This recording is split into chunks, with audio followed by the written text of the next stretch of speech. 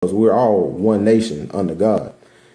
This video was never made to go viral or be the talk of the town, but this video may cause me to get looked at a little differently, may deter my level of success in this police field that I'm in.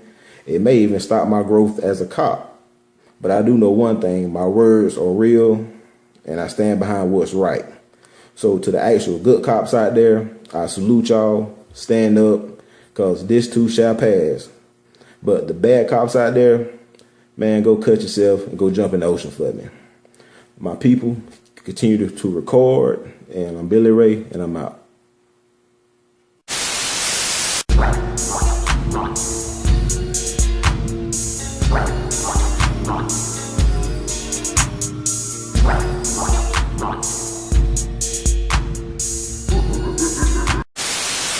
And not be afraid, because before, when people would get together, they would be targeted, and in many cases they would be followed and then they would be executed. I don't have a problem with getting hauled to jail or anything else if I know in the end I'm going to get to take that cop's house from him. Remember, we only kill black people. Yeah, we only kill black people, right? All the videos you've seen, have you seen any white people get killed? Though it happened a year ago, the video is just now coming to light. The officer, Lieutenant Greg Abbott, has been on the force nearly 30 years. His lawyer says he was, quote, trying to gain compliance by using the passenger's own statements. But the county's new police chief said today that what happened was unacceptable. I don't know what's in his heart, but I certainly know what came out of his mouth. For almost 2 weeks in 2012, it watched Compton from the sky, testing a new technology called wide area surveillance, unbeknownst to residents on the ground. This system was kind of kept confidential from everybody in the public. A lot of people do have a problem with the, eye in the sky, the big brother. So in order to mitigate any of those kind of complaints, we basically kept it pretty hush-hush. The array of cameras on this aircraft that flew over Compton can record high-resolution images of a 25-square-mile area for up to 6 hours. It can track every person and vehicle on the ground, beaming back the pictures in real time. It's citywide surveillance on an unprecedented scale.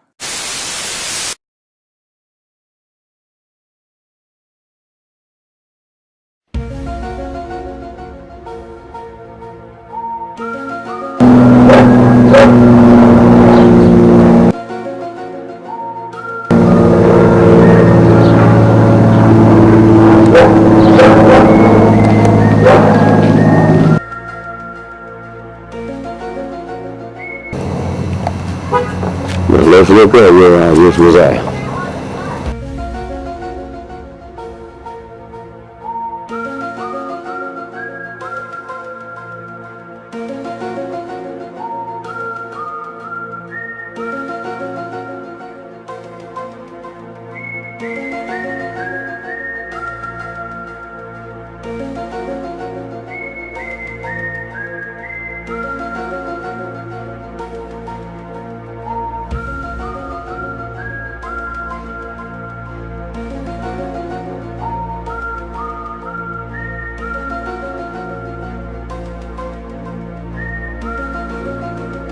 It's citywide surveillance on an unprecedented scale. My name is Alex Salazar. I'm a former Los Angeles police officer. I now work as a private investigator, and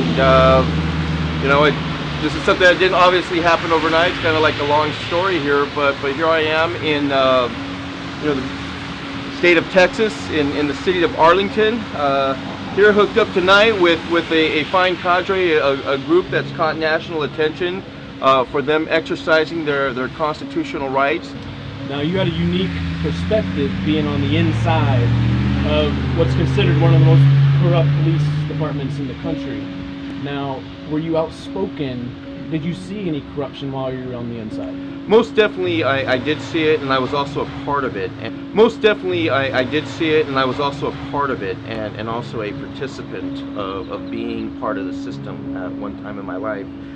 It's a moment where, I'm not proud to talk about it, but I talk about it because I believe that there is a atonement that needs to be done by people to recognize and to deal with societal issues that, you know, isn't just, you know, on one person, okay, but rather a issue that is systemic and that's been going around for a long time. And so for me, I did witness acts of police brutality. I also participated in it. And so, you know, I stand here, you know, naked in my own truth of what I know, what I saw, and hopefully not to be demonized, but you know, to discuss an issue that right now is a topic of great conversation within our country.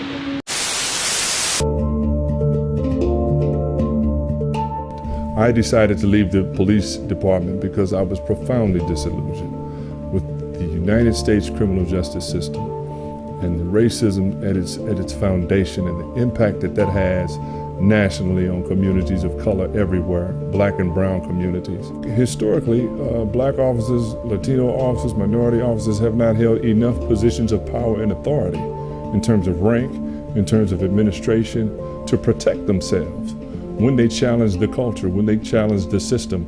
And the retribution is usually swift and it's very real. One of the first things that you heard from your training officer or the officers around you was, forget that BS they just told you in the academy. We're going to show you how to be the police. This type of machine right here, following me all the way home. Everywhere I go, I'm not too fond of these machines because when the police is using them, they're using to keep trying to set me up. And this stuff is a mental dilemma. You know, if they wasn't strong with God, they had belief in God, a lot of bad things could happen, man. It's called predictive policing, trying to stop a crime before it even happens. Think Minority Report. And there are a lot of new techniques and technologies. We're under constant and ever more advanced police surveillance, whether or not we're suspected of doing anything wrong. Can all of this actually prevent crime? And at what cost? And when it comes to speaking out, is surveillance leading to self-censorship? And this is a way to provoke a person too. This is peer provocation. You see what I'm saying?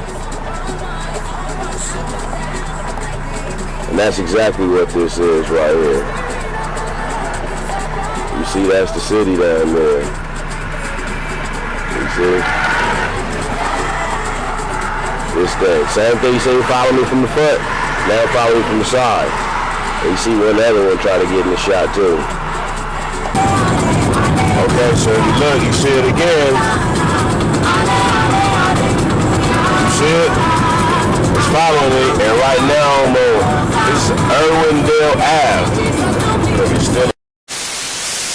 Forget all of that political correctness and all of that, you know, other stuff. Here's how we get down.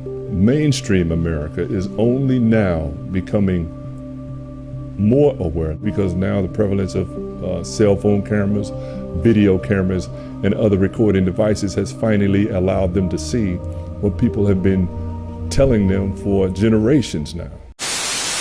My name is Brian S. Bentley.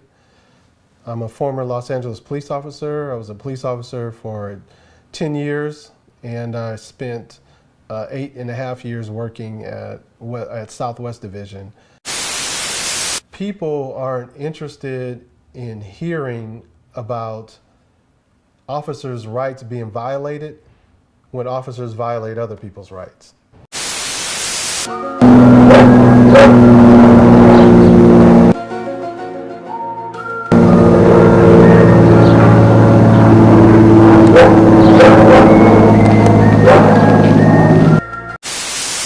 So look, I'm being stalked by helicopters. Look at this.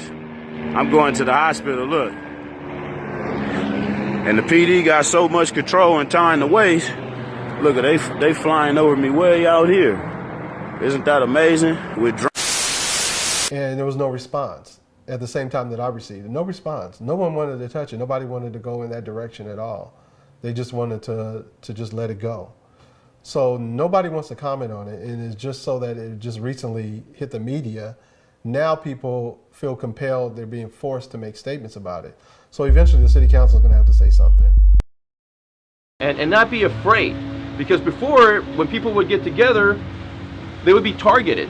And in many cases, they would be followed, and then they would be executed. Followed, and then they would be executed.